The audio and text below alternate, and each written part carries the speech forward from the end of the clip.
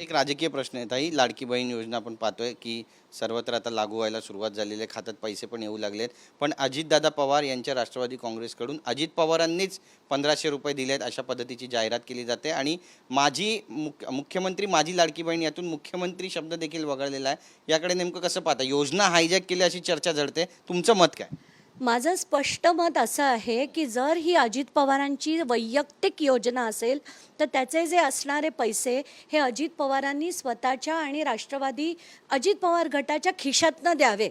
ही जर महाराष्ट्र राज्याची योजना नसेल आणि ही अजित पवारांच्या लाडक्या बहिणींसाठीची योजना असेल तर याचे पैसे हे अजित पवारांनी त्यांच्या खिशातनं द्यावे.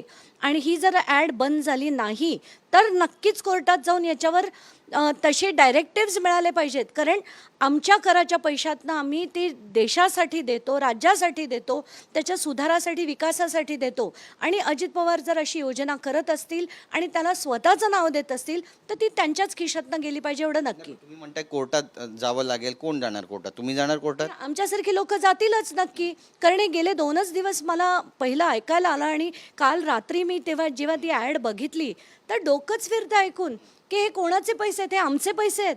आणि ते योजना तुम्ही राबवताय ती महाराष्ट्र राज्याची योजना तुम्ही राबवताय, ही काही अजित पवारांची वैयक्तिक योजना नाही. आणि जर असेल तर तुम्हीच भरा त्याचे, आम्ही भरणार नाही. ही राज्याची योजना नाही, त्यामुळे त्याचे पैसे तुमच्या खिशातनं गेले पाहिजेत.